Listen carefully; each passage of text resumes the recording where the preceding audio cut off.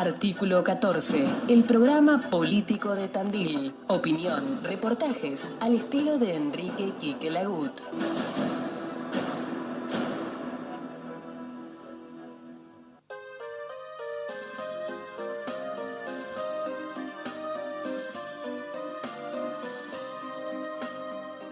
Inmobiliaria Antonio Comiso, campos y propiedades. Para comprar, vender o alquilar, a Comiso debes visitar. Años de experiencia. Inmobiliaria Antonio Comiso, en Avenida España 255, aquí en Tandil, celular 2494 58 24 47. La Mila, Rodríguez 992. Elaboración propia de milanesas y hamburguesas, pollo, carne y cerdo. Ventas por mayor y menor. Reparto a domicilio. La Mila, Rodríguez 992. Pedidos al 2494 67 48 44.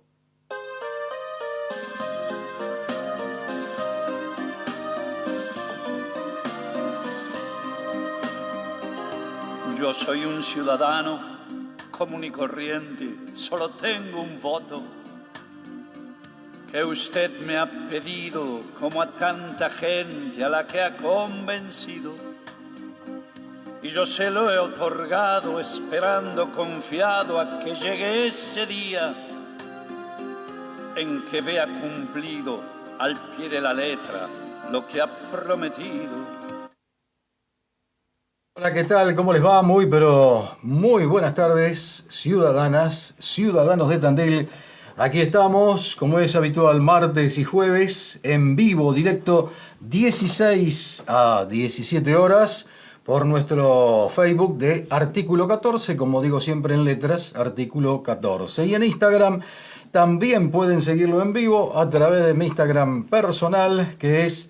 Les voy a deletrear el apellido. Lagou, 2T y una E, Lagut Quique. También pueden tener entonces el programa, lo tienen, en vivo, en directo en estos momentos. Ciclo 22, este programa que nació allá en el 2001, programa político de Tandil del 2001. El entrevistado de hoy, tenemos algunas anécdotas cuando el entrevistado de hoy pasó por el Consejo Deliberante, pero hoy lo he convocado, lo están viendo ustedes, obviamente. Lo hemos convocado al licenciado Adolfo L'Oreal y lo he convocado, y agradeciéndole, como siempre, la gentileza de Adolfo, en su profesión, ¿no es cierto? Porque si hay algo más allá de los candidatos, los debates, que nos gusta, que no nos gusta, no importa quién vote, no. Acá hay algo que desde hace un tiempo en la ciudad y en toda Argentina hay una serie de preguntas, una serie de cuestiones psicológicas que hasta están alteradas en muchos casos, muy alteradas. Y el título que le puse a la nota fue ni más ni menos que si las elecciones y la situación previa cambian y o alteran las conductas. Por eso lo convocamos a Adolfo. Gracias por estar, Adolfo. Gracias por la invitación, Quique. Saludamos a toda la audiencia. Ahora, 22 años del programa, mira vos. Ciclo 22, 2001, iniciamos en el 2001. Y Y yo siempre cuento lo mismo, Adolfo. La gente piensa en el 2001 y piensa en lo que pasó a partir de diciembre del 2001. Y en realidad después en el 2002. Pero muchas veces nos olvidamos que en el 2001, ahí nomás a 60 días de diciembre o menos, en octubre hubo elecciones de medio término. Exactamente. Que por eso nació Artículo 14. Así que date cuenta. Y de ahí hemos vivido y tratado y comentado y entrevistado de ahí en más a cantidad de gente que tiene que ver fundamentalmente con la política de Tandil, pero de todos. Y la política nacional también. Sí. Adolfo, ¿qué Bien. tema te planteo, ¿Qué tema? Mira, a mí me parece que el problema, yo diría, siempre esto es una interpretación muy personal, pero yo diría que creo que el problema tiene dos estamentos, dos niveles. Hay uno que es el nivel de, digamos, del humor, qué es lo que pasa con el humor de la gente, con el ánimo, con el día a día, ¿no? Entonces me parece que no es necesario ser psicólogo para encontrar claramente un clima de tensión.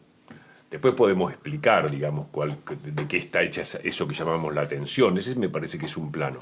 Y luego yo creo que se produce psicológicamente, se viene produciendo hace tiempo esta parte, algo más profundo que un cambio del humor o que un cambio del ánimo, que es un cambio en el sistema de valores que da lugar a una forma de organización, digamos, personal, familiar, social, del propio proyecto de vida de cada individuo, que difiere mucho de lo que acontecía tiempo atrás. Y entonces uno puede preguntarse si eso es un progreso o si eso es una reacción, ¿no? Si de alguna manera ese cambio de valores implica en su totalidad una mejora para la comunidad humana, o si de alguna manera eso en realidad lo que trae es un deterioro, una involución. Yo digo, me parece que están las dos cuestiones. Cuando vos decís si lo social, si lo político, si este año que es interminable en cuanto a año eleccionario, y me parece los que venimos contando, como vos decías, muchos años eleccionarios, daría la impresión que cada vez la población queda lejos de quedar como más involucrada, más participativa, queda más contaminada, diría. De alguna manera, el tema de la pelea entre los políticos y esta amenaza a cambio de país, porque no es que cambia un gobierno y hay una línea que va a continuar, sino la incertidumbre que vos me planteabas recién, es no solo la incertidumbre de quién va a ganar, es qué va a pasar con nuestra vida después del 10 de diciembre en cuanto a modelo de país, porque si cuando íbamos a hacer Venezuela o cuando si íbamos a hacer no sé qué, entonces digo, me parece que la gente queda como muy suspendida en la posibilidad de actuar una vida privada, y esto altera el humor. La gente está de mal humor, vos ves un clima de tensión, un clima sostenido básicamente en la incertidumbre. Yo creo que el estado de incertidumbre genera un nivel de tensión. No tendría que ser en democracia y en elecciones. Tendría que ser... Yo creo que políticamente no... Voy a decir algo político, ¿no? Como nunca tuvimos políticas de Estado y no se generaron para que queden... O sea, la política, los políticos tendrían que firmar políticas de Estado, educación, salud, lo que puede ser defensa o lo que puede ser economía, bueno, políticas de Estado. Y después a respetar a rajatabla esas políticas de Estado, y no importa quién gobernare. Puede tener matices, obviamente, pero esto se provoca, cada elección que tenemos se provoca después es como que vamos cada vez cargándonos más de cosas muy negativas y lo económico-social cada vez para atrás. Quique, pero lo que hace eso, lo que vos estás explicando, es, digamos, es la imposibilidad para una nación de sostener un sistema medianamente estable. Vos decís, bueno, si los partidos se juntaran, hicieran una base de consenso y dicen, bueno, esta es una línea donde esté quien esté, esto se va a cumplir. Eso permite a la comunidad, a lo largo del tiempo, en una proyección de décadas, tener una continuidad. Entonces, la incertidumbre es la falta de continuidad. ¿Cómo vivís vos con alguien y construís una pareja o el proyecto de una familia o una casa si vos no tenés continuidad? Digo, vos te estás con alguien y no sabes si mañana la vas a volver a ver. Es difícil de imaginar un futuro. Entonces, ¿qué pasa? Todo se torna inmediato. La vida es aquí y ahora y punto. Y luego se vende esto, por eso digo, hay como dos estamentos.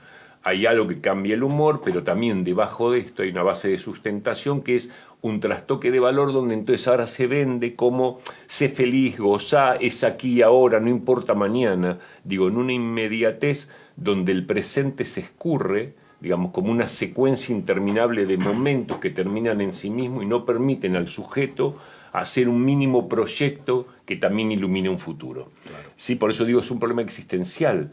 Digo, lejos del humor, estamos de mal humor, tensos, enojados, la gente en la calle te mira mal, si hay un auto se acerca, te insulta, digo, hay un clima muy feo.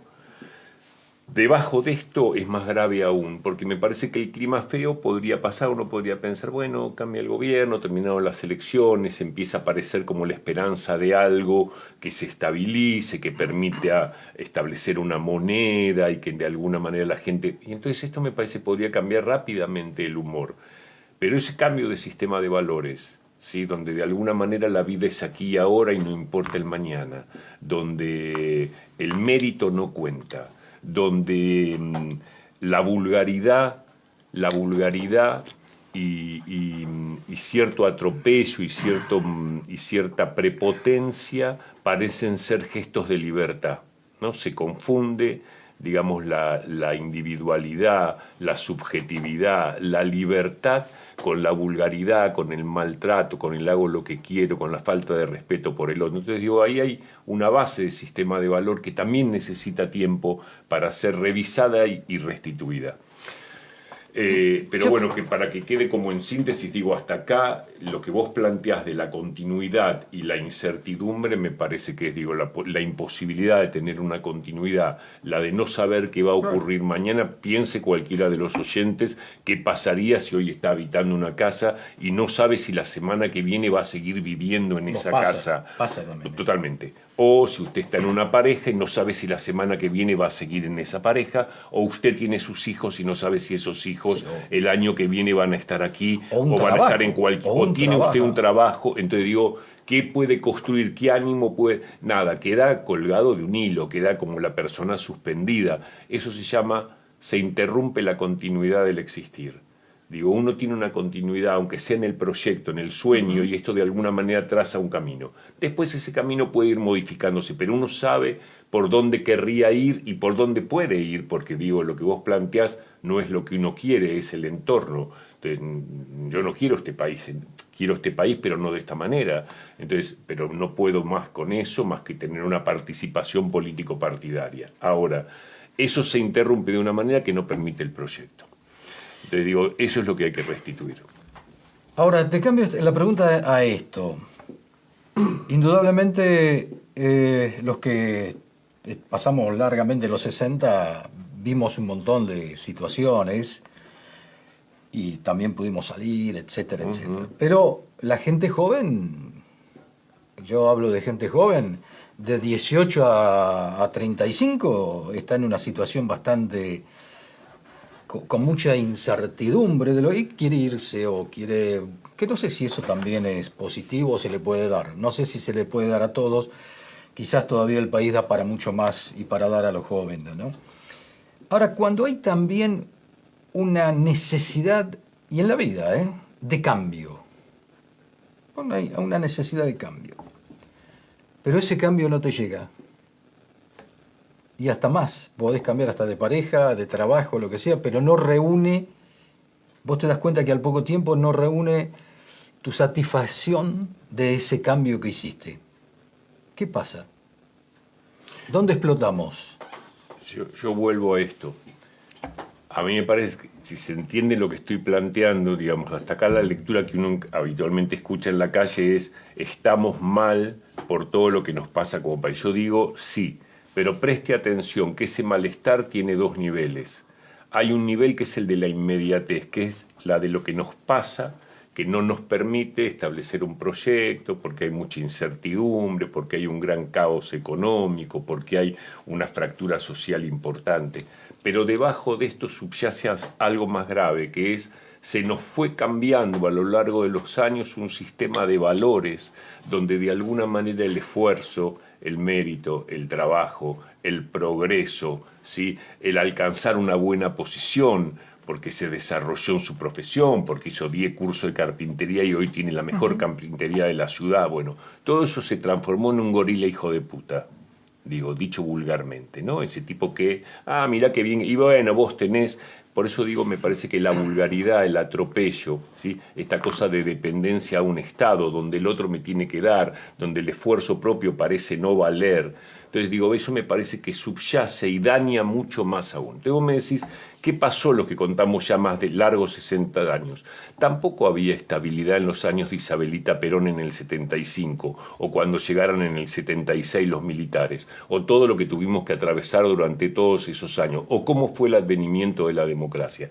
También se jugaba en el nivel superior esa incertidumbre, esa dificultad, digamos, para imaginar una continuidad, digo, ese gobierno de Isabel que peligraba, ¿sí? Todos los movimientos montoneros, triple A, digo, no era tampoco la calma y el proyecto y teníamos sí, pero había un sistema de valores que decía que valía la pena proyectarse, que valía la pena trabajar, que valía la pena estudiar, que valía la pena progresar, ¿sí? Que valía la pena establecer vínculos que sirvieran para toda una vida.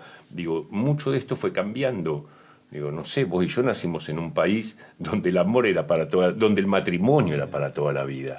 Y eso era un valor. Digo, podemos discutir después si está bien o no el divorcio, podemos volver a discutirlo, pero lo cierto es que estos jóvenes que vos decís nacieron en un mundo donde ya el matrimonio no era para todas. Es más, ya el matrimonio no vale la pena. Y hoy estoy con alguien en tanto este vínculo resulta satisfactorio. Y donde algo de esto no funcione, cada uno sigue su camino. Es otro mundo.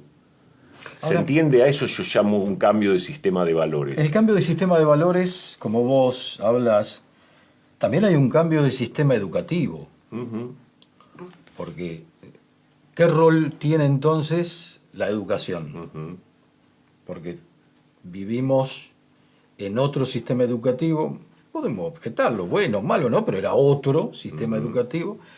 Era más el de Sarmiento, digamos, ¿no? Pero que también había que decirlo, hay que decirlo, era líder en América Latina ese sistema. Al hoy, ¿cuál es el papel que tenemos psicológicamente con la educación? Fue el analfabetismo, ¿no? En su momento. Digo, no había analfabetos. Entonces fue un sistema francamente exitoso. Yo creo que ahí también ha habido un cambio importante. Digo, la escuela empezó a intentar suplir otras cosas y entonces muchas escuelas se transformaron en un comedor. O de alguna manera las escuelas tuvieron que empezar a contener cierto desbarajuste que venía, digamos, originado en un sistema familiar incontinente, y entonces se transformaron más en esto, ¿no? En lejos de poder sostener la educación como la posibilidad de brindar a un sujeto cultura, digamos, me parece que empezó a cubrir necesidades más básicas, como por ejemplo cierta descontención que pudiera acontecer en el plano familiar o los problemas económicos que llevaban a que el pibe no coma en la casa. Y entonces, bueno, digo, encontrás con que de alguna manera también después el docente termina como desbordado en una situación donde, ¿qué hago con este pibe problema? Y entonces esto me dificulta la posibilidad de seguir la clase adelante. Y luego me parece que ha habido también en esta cosa de, que también uno llama como un cambio de sistema de valor, digo, aparece como más interesante por momentos esto que yo llamaba la vulgaridad como símbolo de libertad, ¿no? Esto de cierto desprecio por la cultura, ¿no? Esto de los modales o la cultura o el orden, ¿no? Entonces me parece que se trastoca hasta el sistema legal, decir, bueno, qué es lo que se puede y qué es lo que no, qué es lo que está bien y no. Digo, hoy salís de tu casa y viene una bicicleta por arriba de la vereda y el tipo te pasa, casi te tira y encima te insulta. Entonces digo, no sabes ya qué es lo correcto. Digo, pareciera como que lo correcto fuera esto, o que lo correcto es ir en contramano, o pasar el semáforo en rojo, o no pagar tus impuestos, o esto, mientras un pueblo se caga de hambre, digamos, vos te vas a navegar, ¿viste?, yate, gastando fortuna. Entonces digo, y esto es tolerable. Digo, vivimos en una comunidad que se ha acostumbrado a tolerar lo que realmente es infame. Entonces, si tenés funcionarios o alguien que te dice, no, yo no sabía. Entonces tenemos un gobernador que te dice, no, yo no sabía que mi jefe de gabinete, ¿viste?, dijo, estaba paseando en yate por el Qué bárbaro, ¿no? Digo, es para que renuncien ambos, porque si vos que sos el gobernador tenés un jefe de gabinete que no sabe dónde carajo está, digo, la verdad que estamos, digo, ¿dónde estamos nosotros? Vos te preguntás después, ¿dónde está el ciudadano? Entonces digo, eso hace un cambio profundo en la cultura y que tiene que ver con la educación. La escuela estaba para educar post casa, digo, el afecto, los valores primeros los daba la familia. Y vos hoy te encontrás con un sistema de familia donde hay 2 o 3 generaciones que no trabajan. Y entonces esto es complicado. De todas maneras estamos hablando de generalidades. No a todo el mundo pasa lo mismo. Hay cantidad de pibes que van a una escuela pública y que han terminado su escuela secundaria de una manera espectacular y hoy están cursando una universidad y trazan un proyecto. Entonces cuando yo digo un cambio de sistema de valores, digo también hay algo facilista bueno, donde acá la cosa se dificulta un poco y hay que irse. Digo, también esto hay que decirlo. Digo, la gente antes se recibía, ponele, en mi profesión, nosotros nos recibíamos y la posibilidad de entrar a un hospital, a trabajar ad honorem, era un privilegio. Digo, vos ibas a trabajar durante un tiempo, ibas a hacer una casuística importante, no esperabas dinero, era importante aprender, porque vos querías ser un buen profesional. Hoy día la gente en general se recibe y dice, no, si no hay renta, no. Entonces el profesional, el médico o el psicólogo se han transformado en trabajadores de la salud y no en médicos. Los educadores dejaron de ser educadores para ser trabajadores de la educación. A mí me parece que ahí el significante trabajo se come a la pasión por una profesión. Entonces vos encontrás que el tipo labura si hay dinero. Y si trabajo por obra social y atiendo 10 minutos, y viste, digo, entonces la pasión que se ponía por el otro, que en definitiva esa pasión tiene que ver con una forma de valorar tu vida, con una forma de vincularte a lo que vos hacés y con una forma de vincularte con el otro. Entonces digo, en esa inmediatez donde el amor dura 3 días, donde si las cosas están difíciles para acá me voy a cualquier otro lugar, donde me quedo en tanto esto, digamos, me favorezca, lo que genera me parece que es sociedades de un profundo egocentrismo, ¿sí? Y mucha inmediatez. Digo, son sujetos muy egocéntricos, muy solitarios, muy... Sí, se perdió. En el camino fuimos dejando muchas cuestiones, ¿no? En el camino fuimos dejando muchas cuestiones, Adolfo, pero hay una que me parece a mí, es la pregunta, ¿no? Que trastocó lo que nosotros no vivimos. No vivimos. Hablo de mi generación, yo tengo casi 70, así que no vivimos. Que es la droga. En todos sus niveles, la droga. ¿Podría haber droga ya en los 70? Sí, cómo no. Cuando íbamos a la escuela secundaria, sí, cómo no. Pero era... Excepcional. Excepcional. Sí. Excepcional era. Excepcional. Y hoy, lamentablemente, parecería ser que lo excepcional es lo otro. O sea, la droga pasa a ser un elemento que hasta dónde influye, Adolfo, en la concepción del ciudadano o de la ciudadana. Cuando hablamos de chicos ya cada vez más chicos, te ¿no? digo esto, mira. Primero, vuelvo para la audiencia que la audiencia entienda que nosotros hacemos un recorte, que es tan amplio el tema, tan vasto, que uno podría leer esa misma realidad desde muchos ángulos. Entonces lo que estamos planteando es en términos relativos, no es en términos absolutos. No, correcto. Porque si no deja una sensación de, wow, es una catástrofe, es un país invivible y los jóvenes se tienen que ir. No quiero decir esto. Digo que esa es una fracción de la realidad donde la educación está degradada y si esa educación degradada con familias con altas complejidades y con grandes carencias le sumas encima ingesta de droga y tenemos una combinación explosiva. ¿Y explosiva en qué sentido? En el sentido en que explota un sujeto. Digo, la construcción del humano, ¿no? Un humano se construye adentro de una cultura, de los valores de esa cultura. Si vos agarras a un pibe recién nacido y lo dejás adentro de un cuarto y le pones comida, a los 30 años tenía un cuerpo, creció un cuerpo, pero no hay persona. La persona se construye por identificación. Ese chiquitito crece en una casa donde los papás le transmiten cosas, le hablan, le juegan, lo miman, le demuestran algo lindo o no. Y después van entrando cada vez más figuras. Los abuelos, los hermanos, los primos, los tíos. Y un día entra a la escuela también.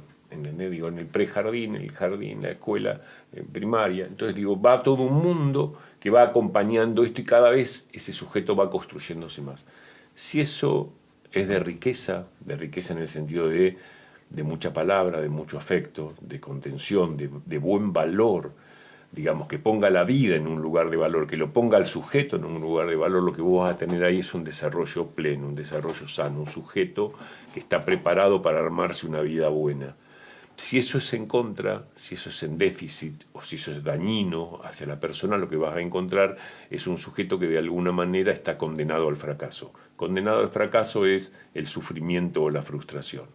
Entonces digo, esta es la pequeña gran diferencia. Somos una comunidad que cuida a sus miembros. los protege, les acerca las herramientas para que esos sujetos puedan tener desarrollos plenos, o de alguna manera en esta comunidad pasan estas cosas. Se nos degradan los sistemas educativos, tenemos un tipo, digamos, que dirige un sindicato, ¿viste?, de educadores y que lo que hace es paros permanentemente, con lo cual los pibes no reciben educación en nombre del derecho al sueldo, digo, como si no hubiera otra forma de reclamar un aumento de sueldos y cuándo los reclamamos y cuándo no los reclamamos, digo, tan a la vista en intereses tan espurios como poder poner la pelea partidaria por sobre los intereses de un niño de educación, es más que de educación, de construcción de subjetividad. No es que es un pibe mal educado o poco educado, es un sujeto al cual no se le dieron las herramientas para que se desarrolle como sujeto. Esto es lo que está ocurriendo. Digo, no solamente hay mortalidad infantil por desnutrición, hay sujetos que quedan desnutridos en cuanto a su construcción como personas. Entonces, esto pasó y también se le escapó a los gobiernos durante esos años la entrada, la permeabilidad, la filtración que tuvo la droga. Mirá qué interesante, se hicieron campañas tan exitosas antitabaco. Hoy los jóvenes casi no fuman tabaco. Es rarísimo ver un chico que prende un cigarrillo, hace años ya. Claro, pero hasta las marquillas de los cigarrillos tienen poco menos que pulmones reventados, que te digo, cosas espantosas ahí. Digamos, la gente ya ve la caja de cigarrillos y es una bomba. Entonces digo, campañas francamente exitosas, de la misma manera que ha sido exitoso en algún momento el tema de no consuma sal, que engrosa las arterias, que bueno. Entonces, miramos como cuando un gobierno decide en política pública llevar adelante una acción que sirva al bien. ¿Qué pasó con el tema de la droga? ¿Cómo logramos combatir el tabaco y no logramos combatir la droga? Digo, que hoy se ha naturalizado que consumir marihuana es mejor que tomar alcohol. Digo, puede ser que la marihuana tal vez no afecte como el alcohol, no sé qué, pero les digo claramente que el alcohol no hace perder la subjetividad, digo, salvo que sea un alcohólico, de la misma manera que si es un adicto, digo, el consumidor. El tipo toma alcohol, se emborracha, pero sigue siendo sí mismo. El consumo repetitivo de marihuana logra laxitud y en jóvenes pérdida de intereses, incluso sexuales.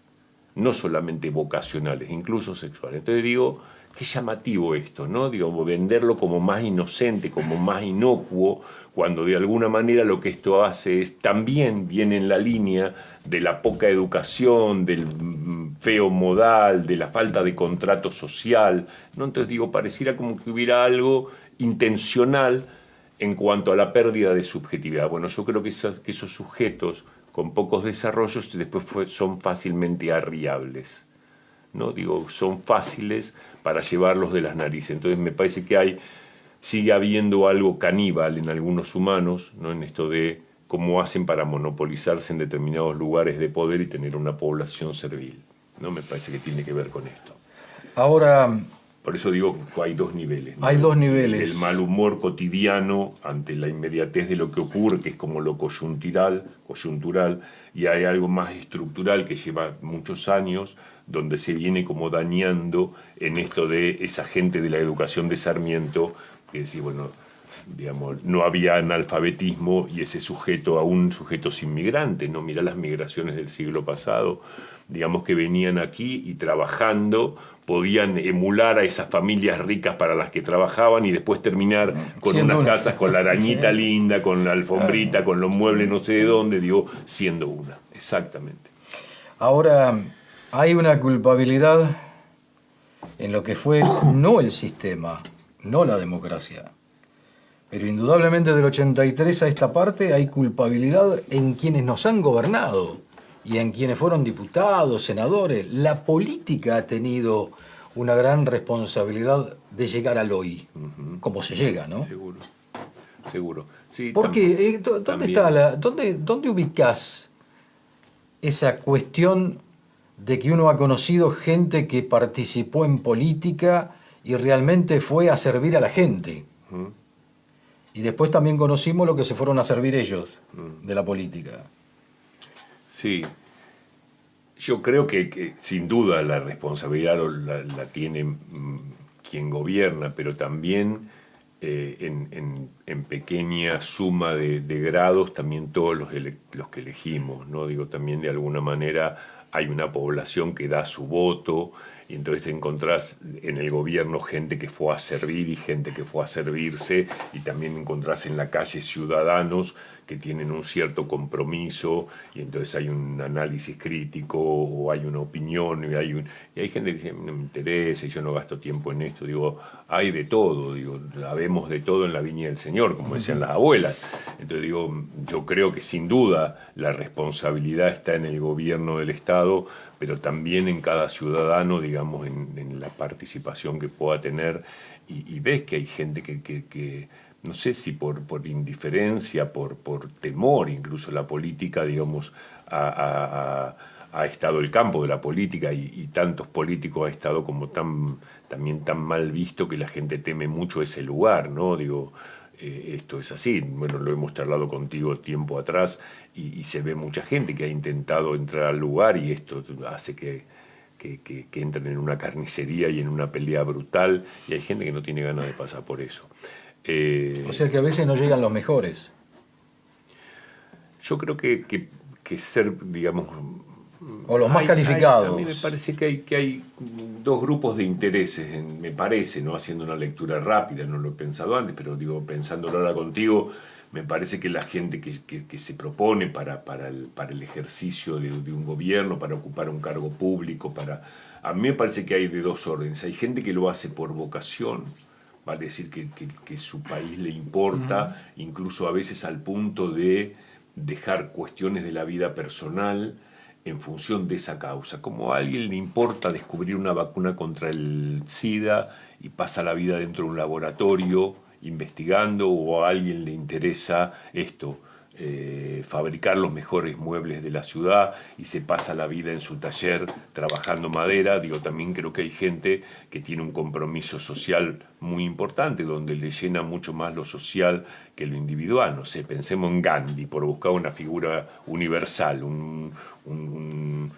paradigma, digamos, de lo que puede haber sido el compromiso amoroso con una tierra, ¿no? Entonces, con su tierra. Entonces digo, hay gente que llega ahí y que ocupa ese lugar estrictamente por una vocación que tendría que ver con el amor por lo público, por lo comunitario. Y hay gente que llega a ese lugar por un interés personal, digamos, estrictamente personal y egoísta, que es sabiendo que de eso se va a servir. Y en los casos que tenés a diario de estos niveles de corrupción, un tipo que llegó al gobierno, viste, que no puede dar cuenta de con el sueldo que tiene, como puede tener millones de dólares. Digo, esto está a diario, digo, nuestro país está lleno de personajes. Creo que lo vemos en todos los niveles, ¿eh?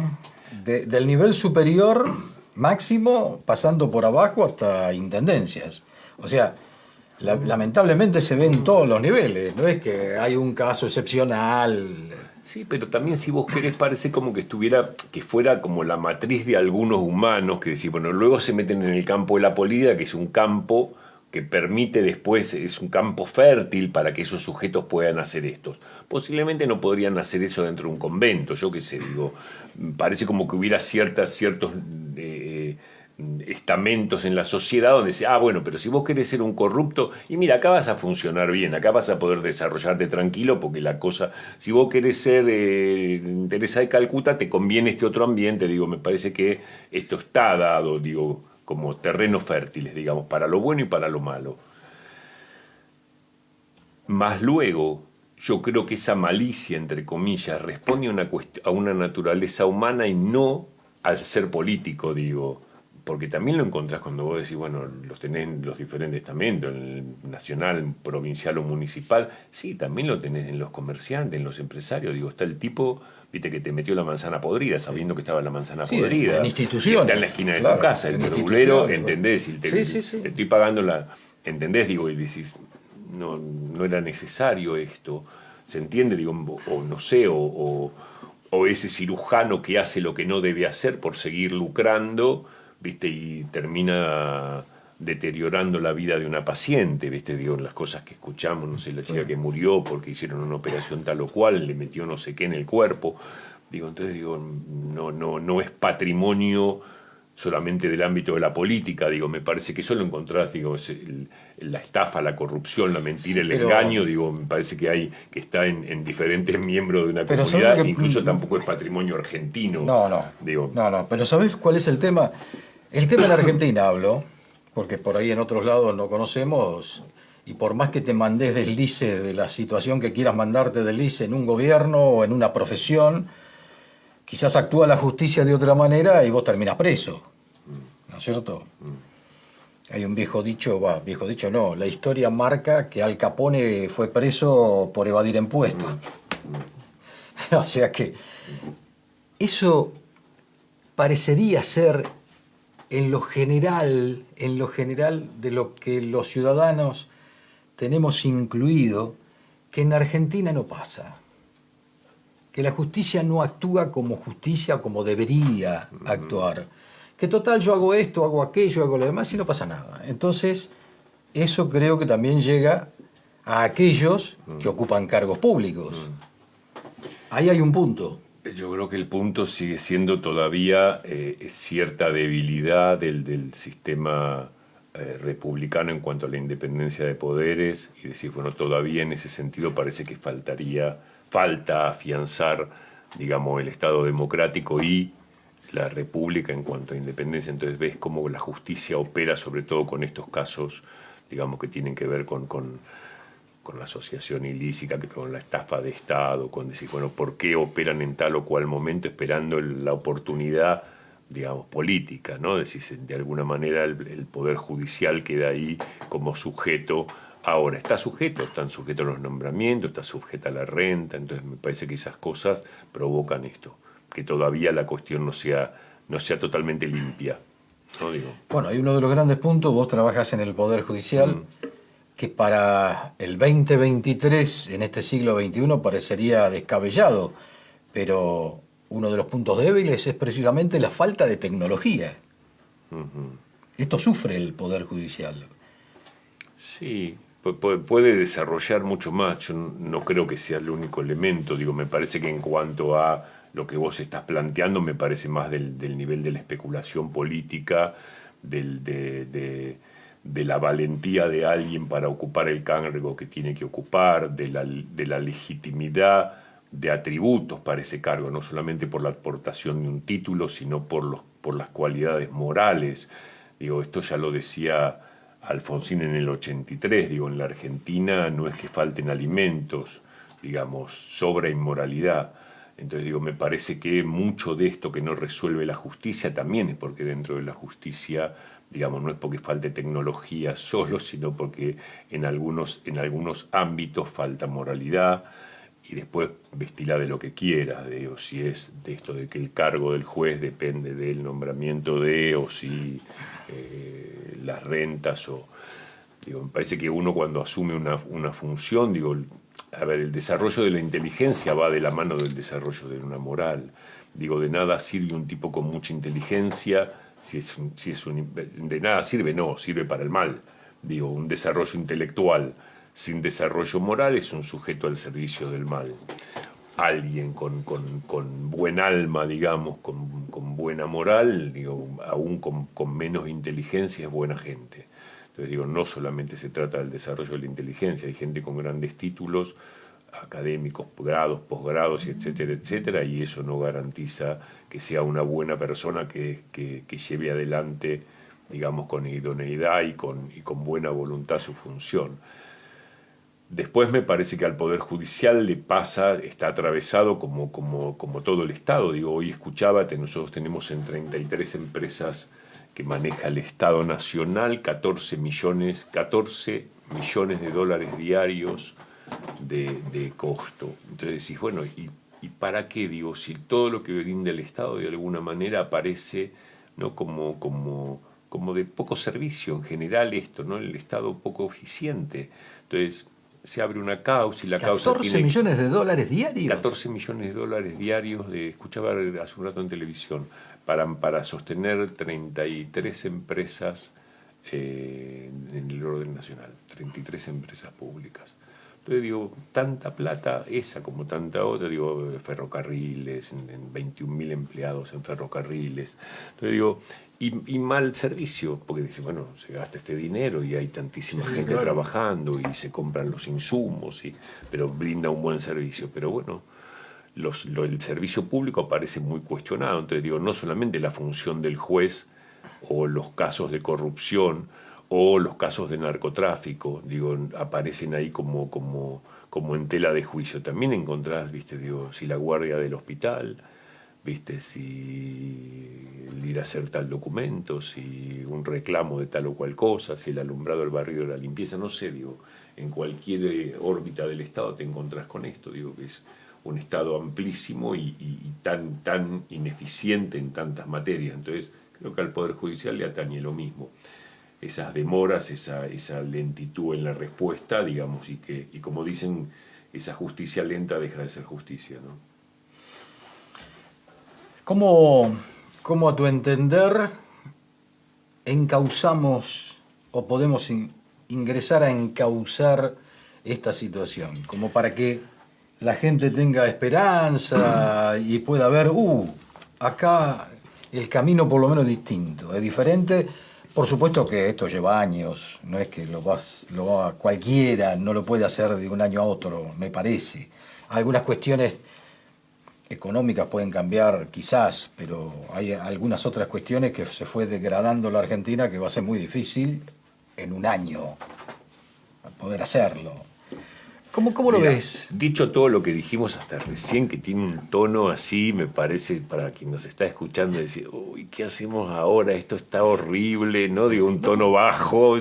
Bueno, dicho esto, yo creo que de ninguna manera la Argentina es ni la de la colonia, ni la de los primeros años de la República, ni siquiera la de los años 70, 80 o el inicio de la democracia. Yo creo que tal vez con un poco de pausa, tal vez sin ninguna prisa, lentamente, tal vez muy lentamente, pero ha ido consolidándose. Entonces, creo que todos tenemos, así como tenemos un estado de incertidumbre, y bueno, ¿qué va a pasar con el país? ¿Y cuál va a ser el modelo? ¿Y nos vamos a parecer a Venezuela o nos vamos a parecer a Alemania? ¿No? Entonces, digo, estamos en posiblemente ninguna de las dos. Dicho esto, digo, el país ha ido consolidándose y ya nadie puede pensar que vamos a morir por las ideas, ¿no? Como puede haber pasado en otro momento de la historia argentina, ¿no? Donde mucha gente murió por sus ideas. Entonces digo, hay cosas que aparecen superadas. Y entonces hay mucho fantasma que de alguna manera se va superando. Y vos me decís, ¿cómo entendés que se arregla? A mí me parece que en la medida en que la mayor parte de los ciudadanos puedan asumir, digamos, una posición de compromiso, digamos, en algo que tenga que ver con lo público y no solamente con lo privado, y también en la posibilidad de restablecer un orden. Y esto es volver a ubicarnos en relación a una legalidad. A mí me parece que en la Argentina, y lo ves desde las historias individuales a las historias sociales, se ha ido dando como una sumatoria de transgresiones, digo, donde la transgresión está permitida. Digo, decimos a tal hora, pero puede ser tal otra hora, y decimos un día, pero puede ser otro día, y de alguna manera se trastoca el orden legal, pero también se trastoca la palabra. Hay algo muy importante, digamos, que así como la posibilidad de continuidad, la posibilidad de certeza, también es necesaria la confianza. Claro. ¿No? Lógico, Digo, sí, si claro. yo no puedo confiar, digo, así como planteé, bueno, no sé qué va a ocurrir con el país, por un lado es incerteza, pero también es falta de confianza. Si yo vivo con alguien, volvemos al ejemplo inicial, si yo vivo con alguien y pienso que ese alguien tal vez mañana no está, no tengo certezas, pero tampoco confío en esa persona. Digo, establece vínculos de desconfianza. Entonces vamos a decir, bueno, ¿qué nos tiene que pasar? Y nos tiene que pasar que de a poco podamos empezar a establecer algunas certezas y algunas confianzas, y que esto de alguna manera nos devuelva la posibilidad de un orden legal. Un orden legal es sencillo, quiere decir que esto está bien y esto está mal, que esto se puede hacer y esto es bueno para uno y es bueno para el entorno, y esto tiene que ver con lo que nosotros llamamos como la construcción en el buen afecto, que sería la construcción en el amor, que implica elementos sustanciales como conocerse, cuidarse, respetarse y ser responsable. Esto lo decía, creo que lo hemos charlado contigo en alguna oportunidad, Erich Fromm en El arte de amar. Digo, la construcción amorosa no es un flechazo de Cupido. La construcción amorosa es cuando uno construye para bien, cuando uno no destruye. Y eso no es algo que se da inmediatamente porque sí, por ley natural, por derecho natural. Es como en el arte, como una tela en blanco que uno la va pintando. Pero eso tiene elementos. Digo, para que una sociedad sea buena, para que una sociedad sea progresista, para que una sociedad sea buena para todos sus miembros, tiene que tener que ver con esa construcción para bien. Y esa construcción implica conocimiento, cuidado, respeto y responsabilidad. Entonces, eso es lo que de alguna manera establece un orden legal. No estamos aquí para desconocernos, para ignorarnos, para maltratarnos, para degradarnos. Estamos aquí para construir algo bueno, en donde que vos quieras. En el armado de una familia, en el dictado de una clase, en mis pericias en el Poder Judicial, en el juez que tiene que ejercer su función. No está allí para romper, está ahí para sumar. Entonces digo, me parece que lo que hay que devolver es esto, en ese egocentrismo del cual yo te refería hace un ratito, sí, claro. Alguien se mira al ombligo y le importa nada el otro, claro. Entonces se sirve de la situación, pero cuando yo me sirvo de la situación para mi beneficio personal, al otro le dejé el plato vacío. Y entonces esa tontería, esa cuestión mínima, aparentemente mínima, es la que lleva a un deterioro social, donde vivimos en una comunidad sin continuidad, sin certezas y sin confianza. Hoy una mujer no puede llevar a su novio a la casa porque tiene miedo que le viole a su hija de 14 años. Digo, se ha instalado un sistema tal donde la desconfianza, bueno, fíjate a qué punto llega la desconfianza, donde a un niño de 3 o 4 años hay que enseñarle que nadie le tiene que tocar el cuerpo.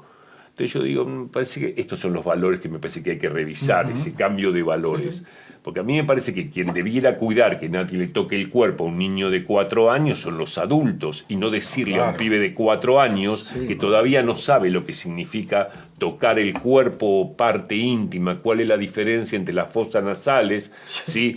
O el orificio anal. Entonces digo, el pibe de 4 años todavía no tiene conciencia de esto. Entonces, lo que sí va a tener conciencia es de que tiene que tener miedo, porque alguien le querría hacer daño. Claro. Yo no querría enseñar a un niño tan temprano que vino a una comunidad donde es tan fácil que alguien le quiera hacer daño. Esos niños son los que después, cuando vos ves en la calle y le vas a tocar, hola, le haces así, te hace así, tira la cabeza para atrás, como, ¿qué me vas a hacer? Entonces digo, la vez pasada escuchaba a alguien, un papá, que me contaba que su niño de 6 años le dice a la tía que cambiaba a su hermanito de 2. La tía estaba cambiando al hermano de 2 y el de 6 le dice, ¿Vos le estás mirando los genitales a mi hermano? Mirá vos la mentalidad de la criatura.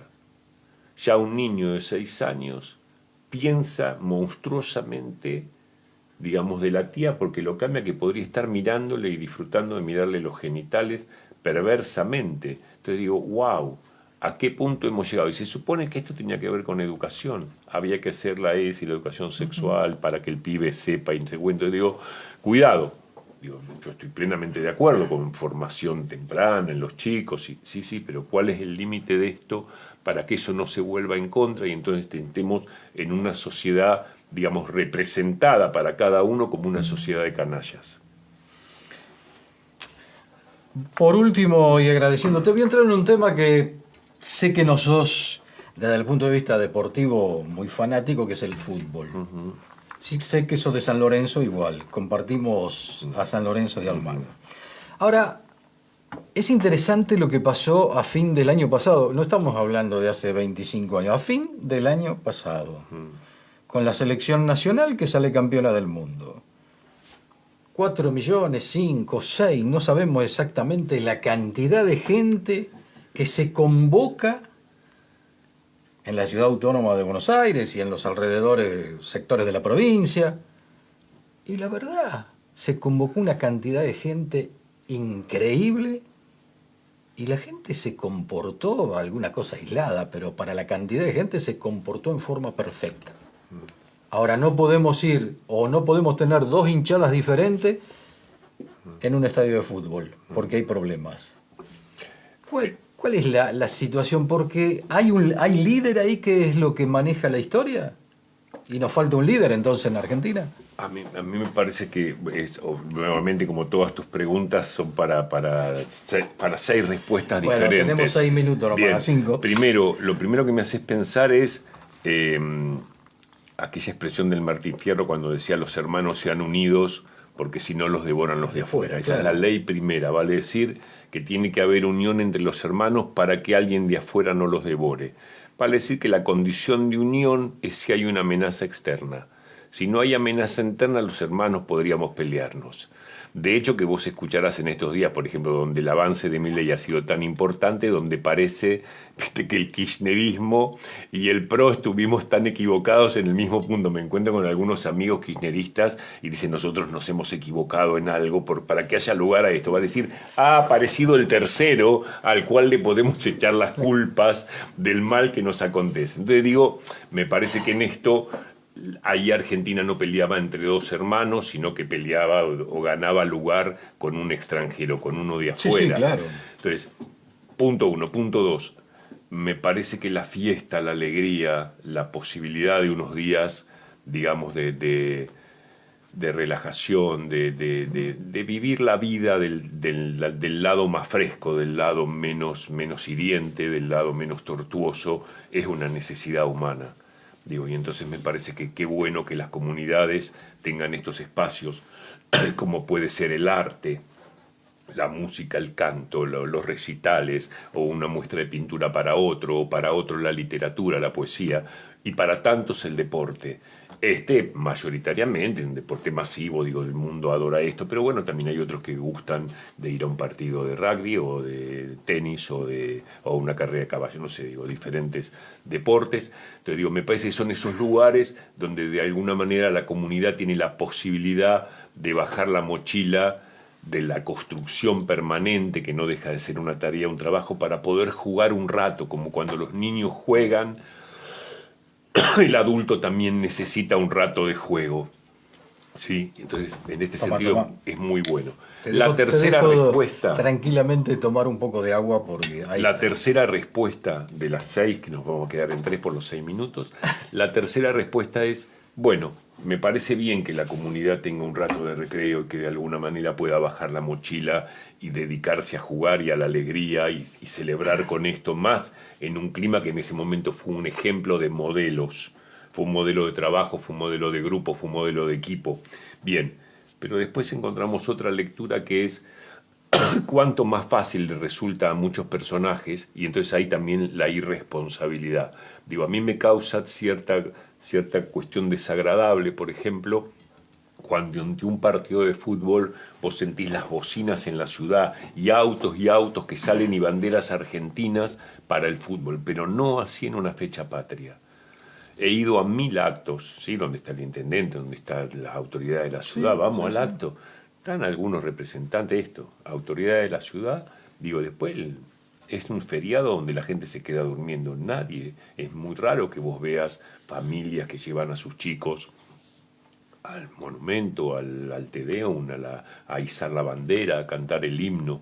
Te digo, también por dónde nos pasa a veces la nacionalidad, ¿no? A veces nos pasa por la parte menos comprometida. Soy argentino y me pongo la camiseta de la Argentina en un partido de fútbol, pero no me pongo la camiseta de la Argentina para salir todas las semanas a pelear en alguna institución de mi comunidad, en la que fuera, ¿viste? En la guardería, en la centro de capacitación no sé de qué, en el comedor de fulano, en el club del barrio, en la cooperadora de la escuela, ¿entendés? Digo, ahí no me pongo la camiseta, ahí me quedo mirando tele en casa. Entonces digo, así como me parece interesante el momento de la recreación, la alegría y la fiesta para la comunidad como un espacio catártico, como un momento, digamos, las comunidades originarias, ¿no?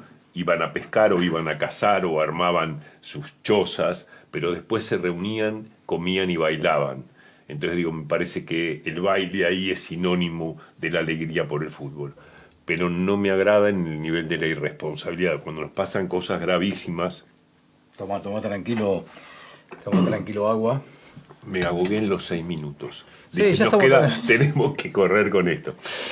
No me agrada y me trae como lo peor, como lo más irresponsable y lo menos constructivo ¿Sabes cuál es la figura? A veces me ha pasado, la gente dice, ¿por qué te metes en política? Tenés tanto laburo y a veces el tiempo no da. Porque a mí no me gustaría ser uno de esos señores que están sentados en el bar diciendo qué país de mierda y todos estos políticos corruptos. Solamente está sentado haciendo crítica, ¿no? Digo, se dedica a criticar lo que otros hacen o lo que otros hacen mal o lo que él cree, pero no pone nada de sí para esa movida. Entonces eso no me agrada. Yo tengo otra frase. ¿Cómo es?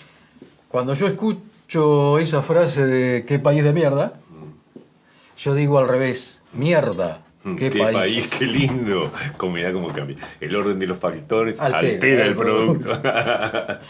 Bueno, Adolfo, ha sido un verdadero... Vamos por ese país bueno. Claro, vamos por ese lado. Sí. Siempre hay que tener esa esperanza. Sin duda. Por ese lado. Adolfo L'Oreal, licenciado, muchísimas gracias una vez más. No, gracias por estar la en Artículo 14. Espero que no hayamos confundido mucho a la audiencia con este salpicado de temas.